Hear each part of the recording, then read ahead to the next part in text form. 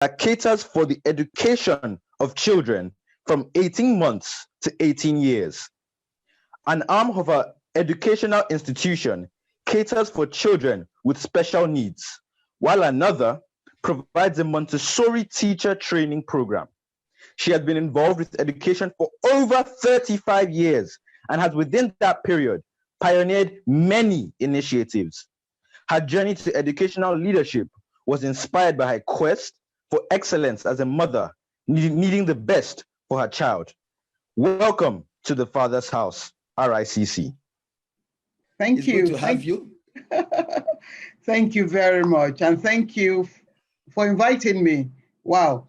I mean, just listening to my profile, I see that it's quite apt to have me, an educator, and a mother who was inspired, to go that path because of the love of a child. So once again, I say a big thank you, for having me. I thank God for the gift of life and health. And indeed, for the experience that COVID-19, this pandemic that has taken over the world, that has presented us with. For me, I just see this. I love to see things from a positive perspective, that it is a way in which God has decided to reset the world. God is resetting his world because really, I mean, we've sort of gone our own way and we think that we have all the powers. And now we can see that we are becoming more in tune, each and every one of us, we're becoming more in tune with humanity. And we know that we're all the same, even the so-called industrialized and Western nations, the ones that we try to run to and all of that, we see that everybody had to bow to this challenge. And so we're all the same, the whites, the blacks, the rich, or the poor, we're all the same blood sort of runs through our veins. This is therefore one crisis that we cannot afford to waste. We must not waste it. It is here for a reason. On the home front, we are rediscovering ourselves. I never knew that I could stay indoors for so long without, going out.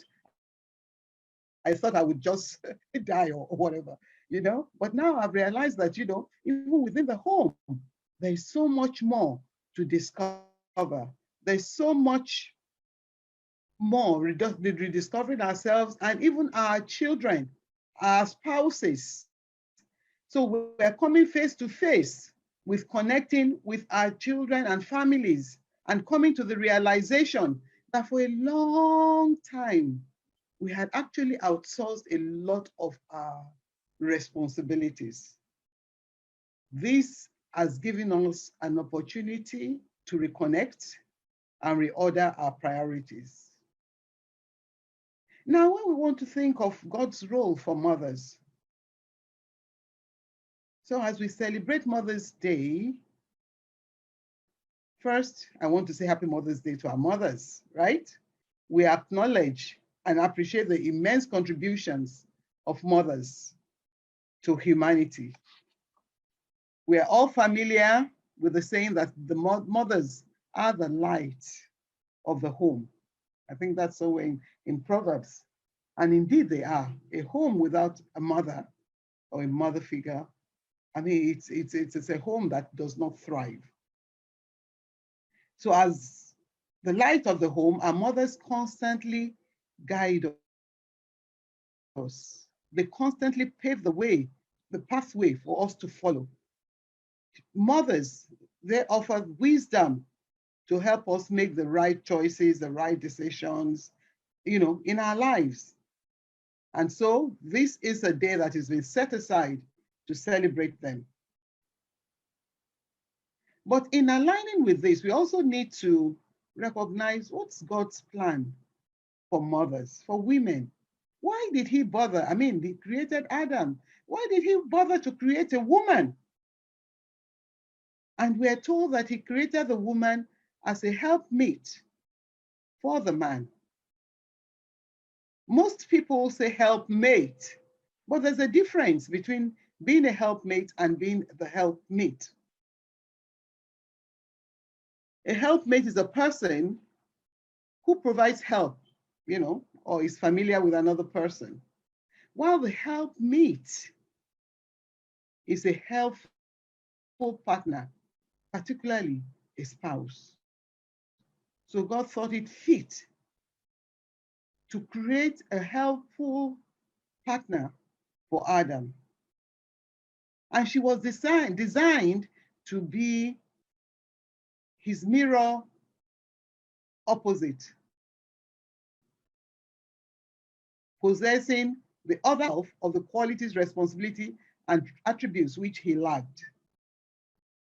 And so, whilst not wanting to go into, that,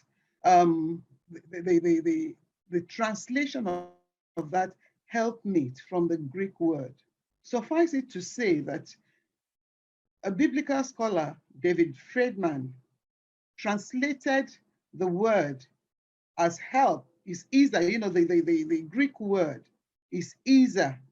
This word is a combination of two root words, one meaning to rescue, to save, and the other meaning to be strong.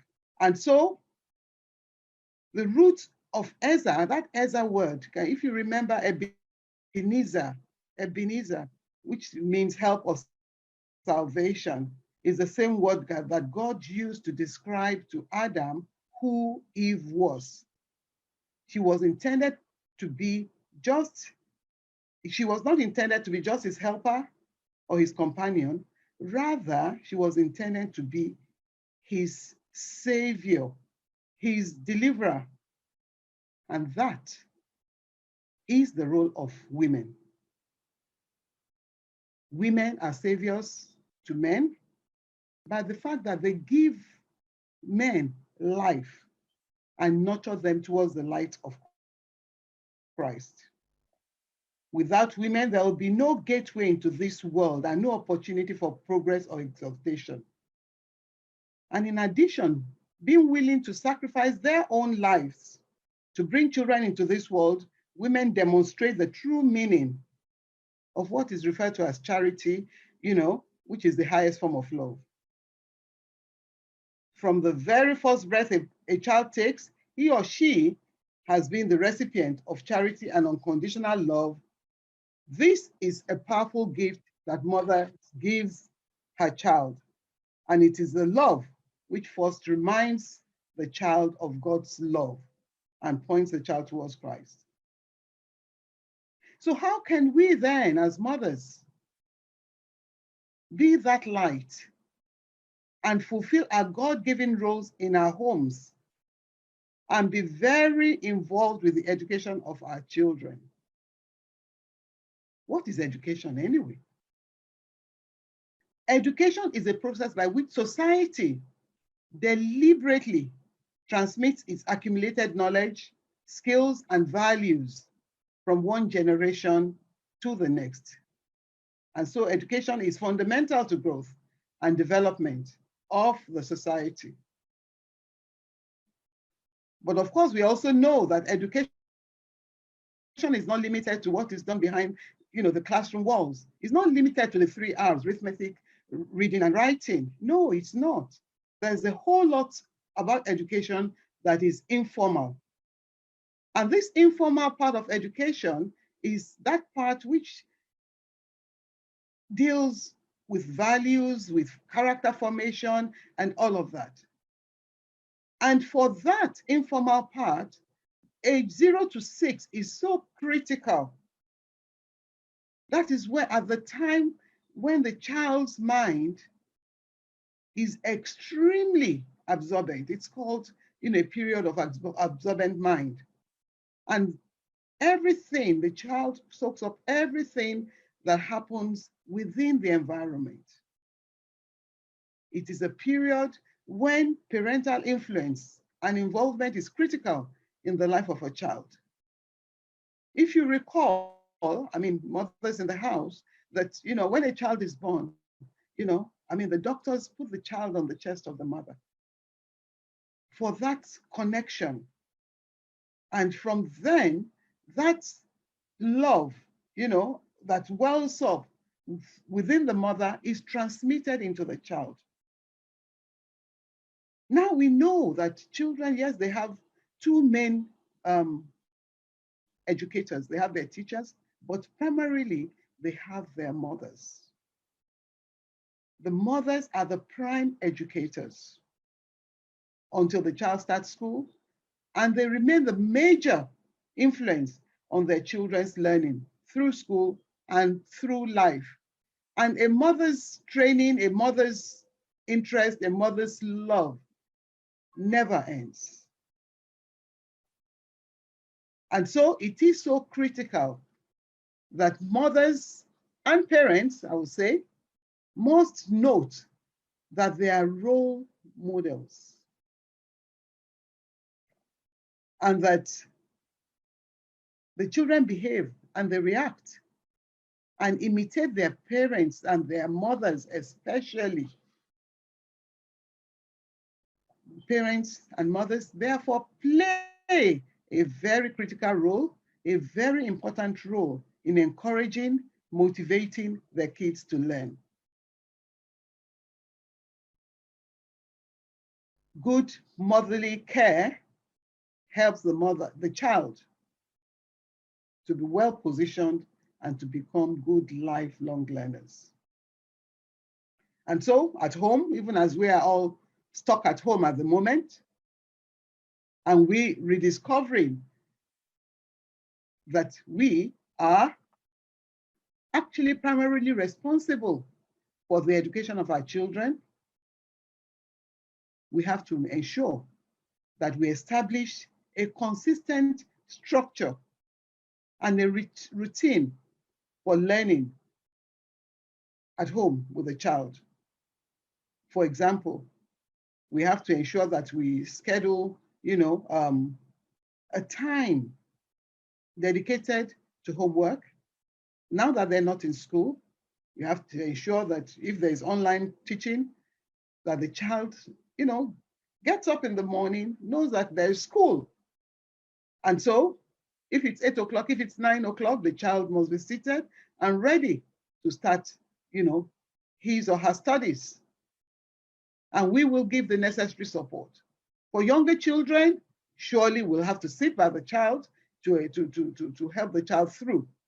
And in cases where we don't even have online teaching or learning, you still have to structure the daily routine of the child. You have to ensure that the child knows, because structure is key. Structure is key in the development of the child. The child knows that between this time and this time, this is what I will be doing. And so the parent will be there to guide the child. And so if that is important to the parent, then it will definitely become a very important and integral part of the child. And remember, this is not something just for now, because once it is learned, as the child grows and even leaves the home, this culture, this value remains with the child. For some, I guess maybe not just for some, we set apart time. I remember when we were growing up that, our parents would read bedtime stories to us. I'm not so sure that most of us mothers have time for that anymore. But this is an opportunity for us to reset that. Now, this reminds me of the story of a Nigerian family that chose to homeschool their children. Of course, that takes determination to homeschool children and not send them to any kind of formal school. But the striking thing about this family is the influence of the mother in this process. You know what? This mother had been buying books that her children would read ever before she even got married. She would buy the books and keep them aside. Oh, that this is good for my child. And she'll put the books aside and she kept buying. It was a deliberate action. She knew what she wanted for the child and she walked towards it. It was deliberate. And really, and these children were not surprised, developed a love of reading because as they came into the world, I mean, they were sort of handed books, story books, books that are of interest and things like that. And so they became book lovers. And so the love for reading was developed. And today, these children are successes in all their endeavors, really. They've done so well. I mean, they're still in their late 20s and early 30s, but they've done so well because of the deliberate action of the parents, but in particular, the influence of the mother. In my own case, I actually got into education because I was looking for a school for my daughter. And as a mother or first-time mother, that's love that God has put in us for our offsprings. Sort of drove me, to look for the best schools. And at that time, the best schools I couldn't afford really.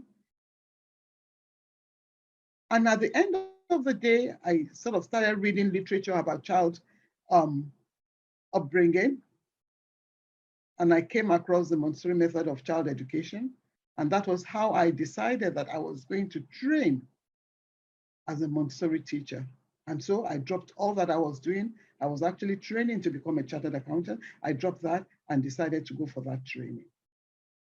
I'm mentioning this because it takes the deliberate action of parents, of mothers in particular, to be connected with the education of their children. I'm not saying you should leave your job. I'm just saying that we need to be a bit more deliberate about it. We need to be very much interested in what becomes of our children, knowing fully well that the human beings that have been put in our care. And so we need to. Now, the COVID pandemic has definitely forced all of us to re-examine how we educate students. Schools are looking at alternative ways. Parents are confronted with the need to be involved in the education of their children, and that really, they cannot be removed from it. They must become a part of it. We have all learned, or we're learning, to become more creative with teaching and learning.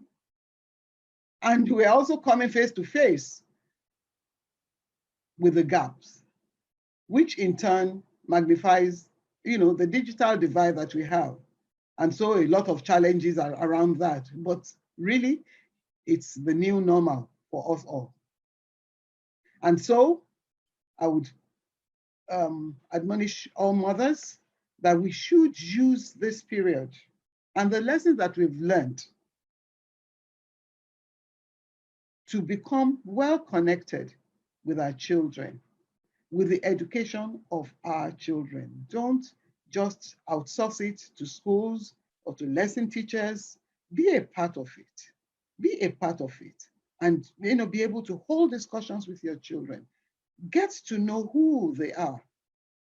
Because that's one other thing that, parents don't realize. These children, I see them as an endangered species because a lot of things that that were hidden, as it were, when we were growing up, they're all there. All you just need is to Google it and you get it, right? Meaning that there's no protection, there's no shield, there's no filter for these children. And so we have to be there readily engaging them in discussions, getting to know what they know, getting to to interact with them. Their mental well-being is key, and guiding them along the way. We must not leave them. We cannot afford to. We cannot afford to. And in all of this, we've realized that the mother's role is key. Though, I mean, of course, the fathers too, they have a role to play, but the mothers have a key role to play. And I want to quote, a gentleman, a professor, because there's been a whole lot of research around all of these things. And Professor Ian Walker said, it seems the mother-daughter relationship is now the transmission mechanism for social mobility. Remember what I said about education earlier on, that really it's a way in which, knowledge is transmitted from generation to generation in the development of society. And now this gentleman says that the mother-daughter relationship is now the transmission mechanism for social mobility. It used to be said that the father was the breadwinner, and that would dictate household education decisions. If the father was richer, you could afford to stay on at school rather than go out to earn a living. That is clearly no longer the case. Researchers found that for every year a woman stayed in full-time education, the likelihood of her daughter also staying for an extra year increased by 20%. We may say we are not in this, category, but what this is pointing to us is that, a woman's involvement in education affects really the world, really. Hence the saying that if you educate a man, you educate an individual. But if you educate a woman, you educate a nation. When girls are educated, their countries become stronger and more prosperous. And we've seen the emergence of, very strong, women now, well, maybe the men are now becoming endangered species, but, in fact, in our school, we're making special effort to work with boys and make them, stronger and ready to take positions of leadership. So Mother's Day is an occasion, therefore, is a day that is celebrated in various parts of the world to honor women. It's to honor their contribution to humanity and acknowledge, of course, their maternal bonds and the role of mothers in society. We know that mothers are natural, that's another thing. And all that I've said actually is around the mother being a nurturer of a life, be it a boy or be it a girl. Because of our mother's love, we learn to love as well as we feel God's love through our mothers. And so mothers are very special. You are mothers, you are very special to God because human souls are entrusted in your care. And so you must know that you have a great influence over humanity and what humanity can become. We need to ensure that we play our role well. Now, on to mother's role as an educator.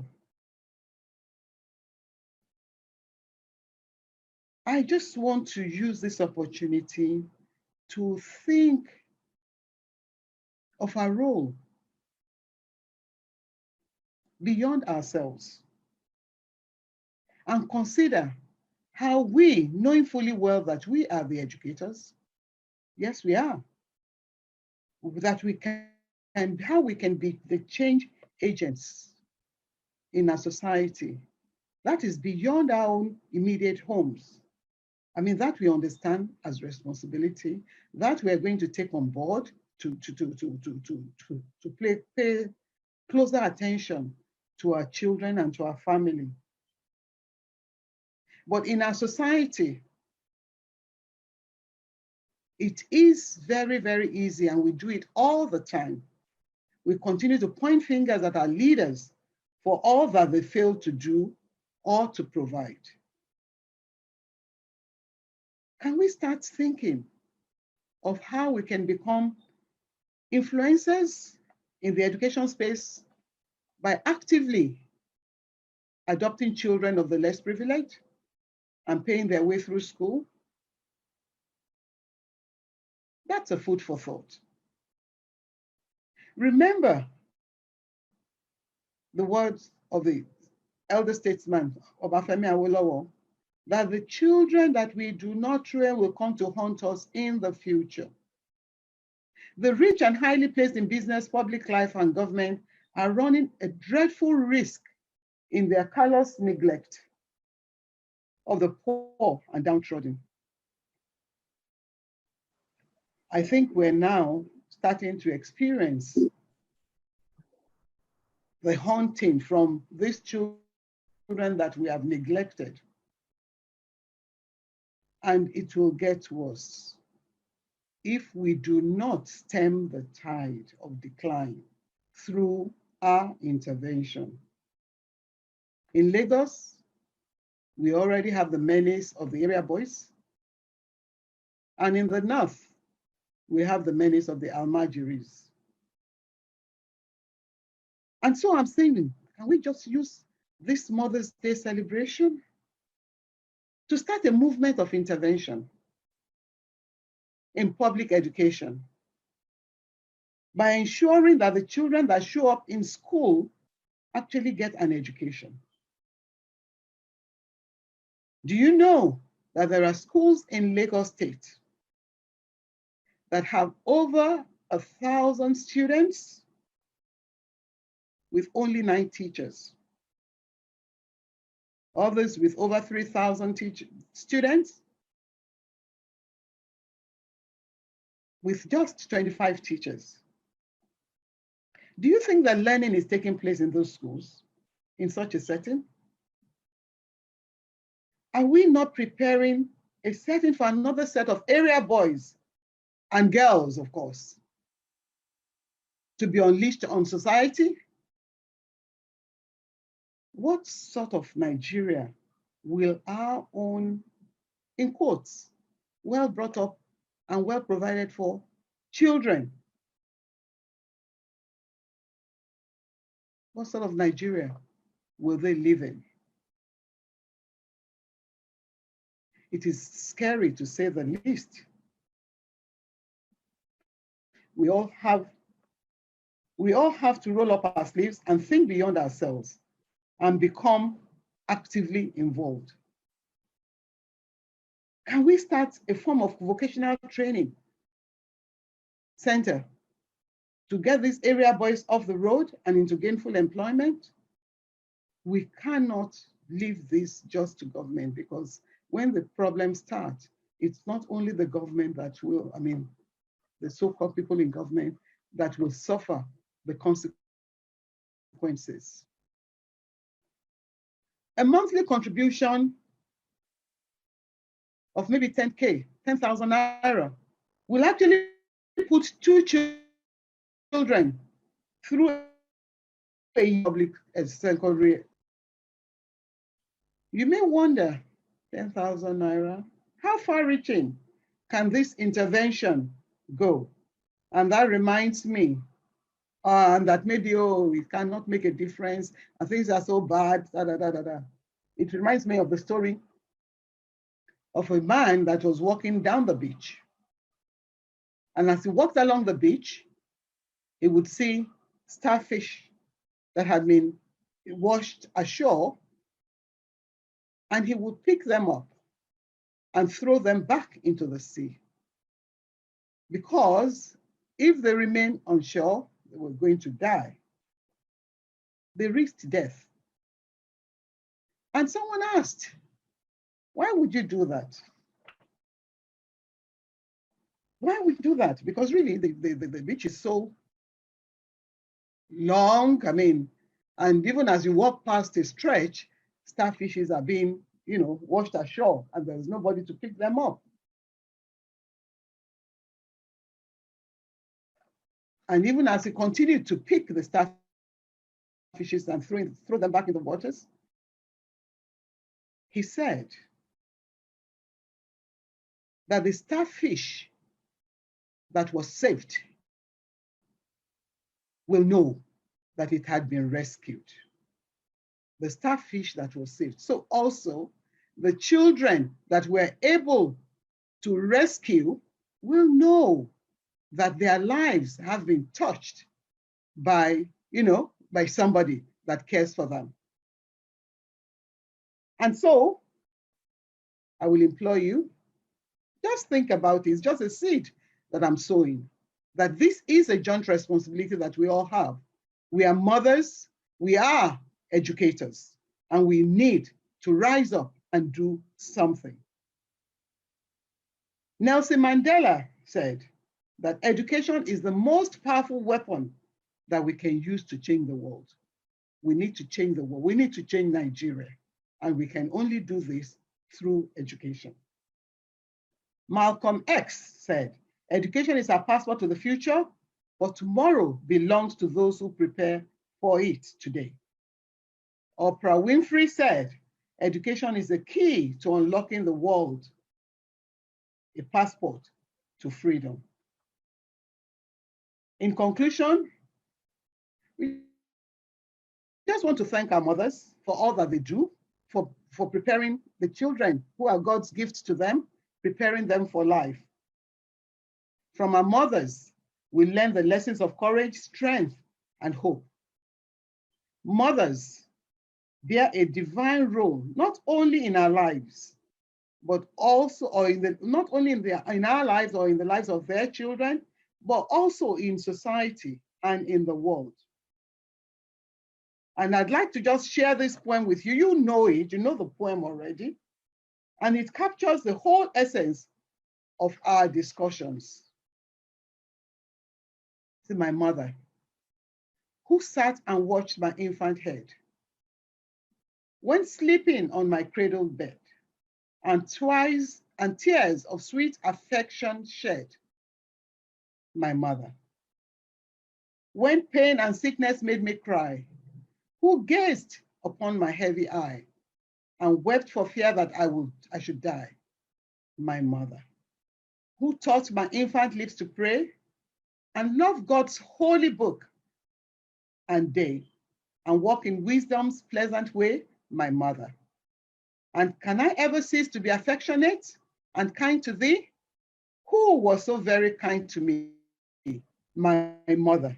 Ah, no, the thought I cannot bear. And if God please my life to spare, I hope I shall reward thy care, my mother. When thou art feeble, old and gray, my healthy arm shall be thy stay, and I will soothe thy pains away, my mother.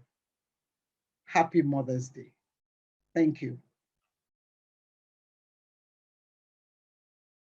Thank you, ma'am, for the word. We really appreciate it. Just to let you know, also on Wednesday, 6 to 7, a panel of educationists and mothers will further discuss this so that we know that we have fully understood what you have shared with us, and we have digested it and deployed it. And I'm sure we will get back to you with testimonies and with feedback. Amen. Thank you so much.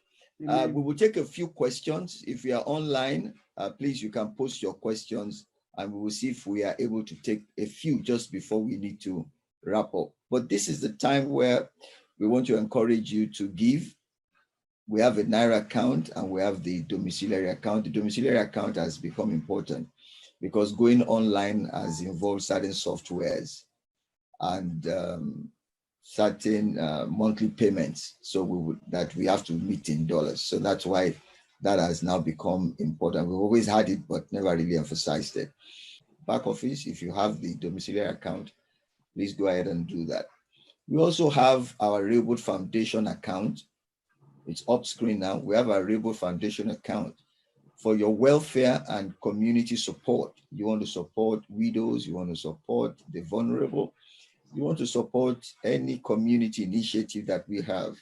You've heard Mrs. Koiki talk about sending, helping orphans. We have an orphanage in Ibadan that we support.